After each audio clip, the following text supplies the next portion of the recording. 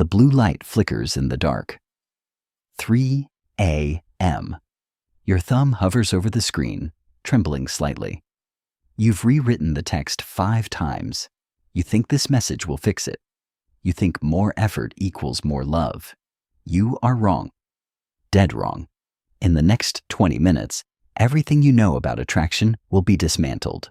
Most men are playing a game they've already lost.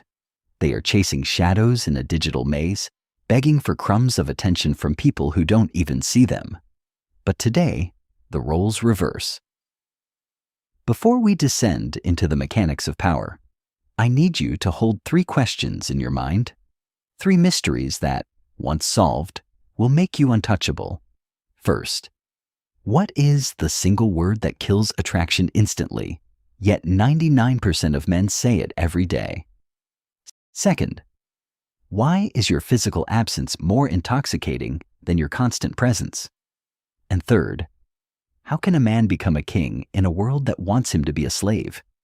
Don't look for the answers yet. You aren't ready. Look at your phone. That device is not a communication tool. It is a leash. Every ping, every like, every read receipt is a tug on your neck. You've become a ghost in your own life, haunting the digital hallways of someone else's world. Marcus Aurelius once wrote, "Very little is needed to make a happy life. It is all within yourself, in your way of thinking." But you aren't thinking. You are reacting. You are a stimulus response machine. She pulls, you run. She pushes, you fall. This is not masculinity. This is a tragedy. It ends now. We are going to build a fortress. Not a wall of ego, but a citadel of the mind. A place where her opinion cannot reach and her absence cannot hurt. But first, we must identify the parasite that is eating your soul from the inside out. It's a trap you didn't even know you walked into. The next rule is even more dangerous. You wake up. You reach for it. Before your eyes even focus, you're looking for a sign, a notification, a like, a tiny red bubble that tells you that you exist. This is not a morning routine. This is a drug deal. And you are the junkie. Most men spend their lives in a state of validation hunger. They post pictures to see who notices. They send good morning texts, not to be kind, but to check if the leash is still attached. They're terrified of the silence. But here is the pattern interrupt you need. Every time you seek her approval, you hand her the keys to your internal citadel. You are telling her, my mood depends on you. My value depends on you. My peace depends on you. Ask yourself, why would she respect a man who doesn't even respect his own silence? Think about the numbers. The average man checks his phone 58 times a day. He spends 1,460 hours a year staring at a glass screen, waiting for a digital dopamine hit. That's 60 days of your life. 60 days spent begging for a like. This is not masculinity. This is a tragedy. Marcus Aurelius once wrote, "I have often wondered how it is that every man loves himself more than all the rest of men, but yet sets less value on his own opinion of himself than on the opinion of others." 2,000 years later, the tragedy remains the same. You care more about the opinion of a person you barely know than the man you see in the mirror every morning. You think that by being available, you are being reliable. You think that by checking in, you are being attentive. You think that by explaining yourself, you are being honest. Wrong, very wrong. In the eyes of a high-value woman, you aren't being reliable. You are being predictable. You aren't being attentive. You're being suffocating. You aren't being honest. You are being weak. To gain power, you must first lose the need for it. You must kill the addict inside you. The man who needs to be seen is the man who is never truly noticed. True power doesn't scream for attention. True power is the silence that follows when you walk out of a room and don't look back to see who is watching. But how do you master this silence? How do you turn your absence into a weapon that cuts through the noise of the modern world? The secret is a law of physics that most men ignore until it's too late. It's called the Law of Scarcity, and the next part will show you exactly how to apply it without saying a single word. Listen closely. There is a law in economics that governs the stars, the gold in the ground, and the woman you desire. It is the law of scarcity. In the modern world, everything is available. Everything is instant. Everything is cheap. And because you are always available, you have become cheap. You think being there for her 24/7 is a sign of devotion. You think responding to a text in 30 seconds shows you care. It doesn't. It shows you have nothing else to do. It shows your time has zero market value. Presence creates comfort, but absence creates attraction. Think about it. When the sun is always shining, no one looks at the sky. But when the eclipse comes, everyone stops. Everyone stares. Everyone remembers. You must become the eclipse. Here is your first micro insight, a physical test of your Stoic resolve. The next time she texts you, don't just wait to reply. Reach out, take your phone and turn it face down on the table. Walk away. Go for a run. Read a book. Build something. That itch you feel? That burning need to check the screen? That is your ego screaming for its fix. Let it scream. Seneca, the great Stoic, once said, "He who is everywhere is nowhere." If you are everywhere in her notifications, you are nowhere in her thoughts. By being absent, you are doing something most men are too terrified to do. You are leaving a vacuum. A vacuum must be filled. When you are not there to explain yourself, her mind begins to do the work for you. She starts to wonder, is he busy? Is he with someone else? Why hasn't he replied? In that silence, her imagination builds a version of you that is 10 times more powerful than the man who sends good morning texts every day. This is not ghosting. Ghosting is done out of fear and immaturity. Tactical absence is done out of self-respect. It is the realization that your time is the only currency you truly own, and you refuse to spend it on someone who hasn't earned it.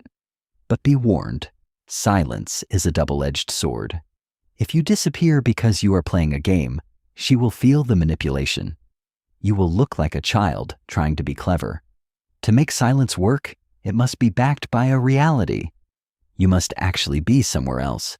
You must be building something more important than a relationship. Which leads us to the most uncomfortable question of all. If she disappeared tomorrow, would your world still stand? Most of you are shaking your heads.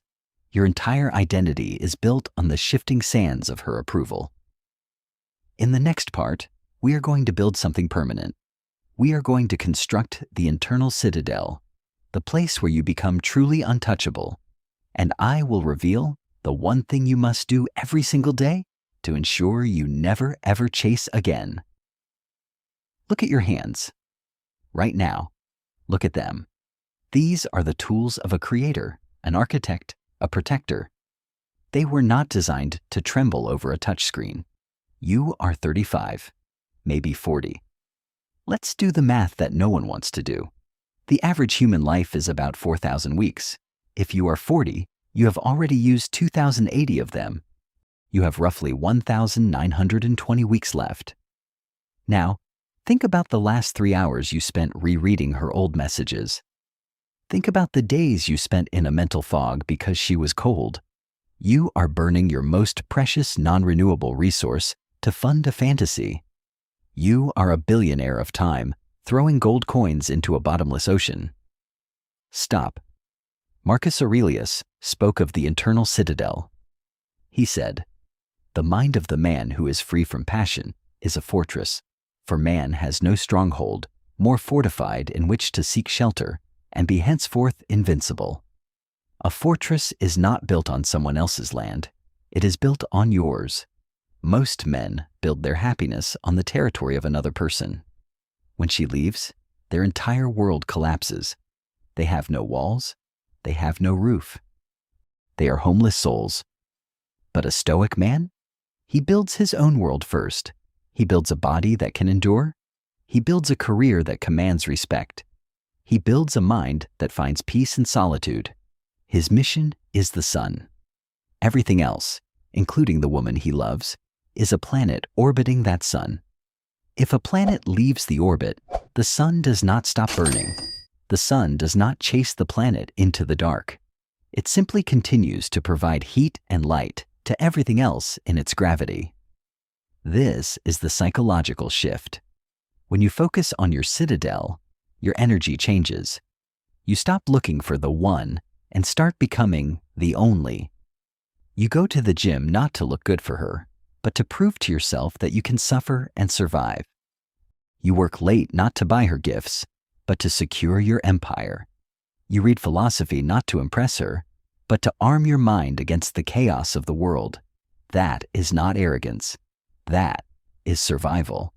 Because here is the cold, hard truth. A woman does not want to be a man's world. She wants to be a part of a world that is already worth living in. She wants to be the queen of a kingdom you have already conquered, not the architect hired to fix your broken foundation. Build the kingdom first. The queen will find her way to the gates. But what happens when she arrives? What happens when the roles finally reverse and the chaser becomes the ghost? The final lesson is the most dangerous one, because if you handle it wrong, you lose everything you just built. In the final part, we will discuss the amor fati of attraction and the one question that determines if you stay a king or fall back into the trap. Imagine this. You've stopped checking. You've built your citadel. You've mastered your silence. And then it happens. The screen lights up. Her name appears, not once, but twice. Are you okay? You've been so quiet lately. The old you, the junkie, is screaming inside. He wants to jump. He wants to explain. He wants to tell her everything he's been doing. Don't. This is the moment of the great reversal. This is where the hunter becomes the ghost. But here is the secret you weren't ready for in the beginning. This shift isn't about winning her back. It's about realizing you no longer need to win. The Stoics called this amor fati, to love your fate.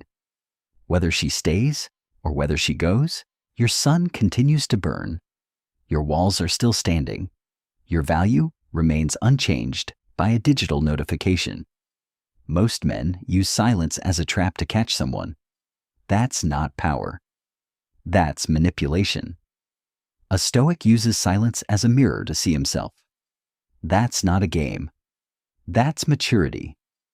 Look at the world around you. It is designed to keep you small, designed to keep you chasing, designed to keep you hungry for a like that will never satisfy you. You were born to be a king of your own mind. Why are you choosing to be a slave to a flickering screen? Now, remember the three mysteries from the start. The word that kills attraction instantly? It's why? Why didn't you call? Why are you cold? The moment you ask why, you admit you are beneath her. You admit you are lost. Why is your absence intoxicating? Because it is the only thing that cannot be bought. In a world of oversharing, your mystery is your only true luxury. And how do you become a king in a world of slaves? By being the only man in the room who is truly willing to walk away and never look back. Not because you are angry, not because you are hurt, but because your work elsewhere is simply more important. As you close this video, I have one final question for you. A question that will determine the rest of your life. You have the tools, you have the citadel, you have the silence, but when the phone rings tonight and the ghost of your past calls out to you, who will answer? The man you were or the man you've become? Choose wisely, because the world is watching, and for the first time, you don't care if it is.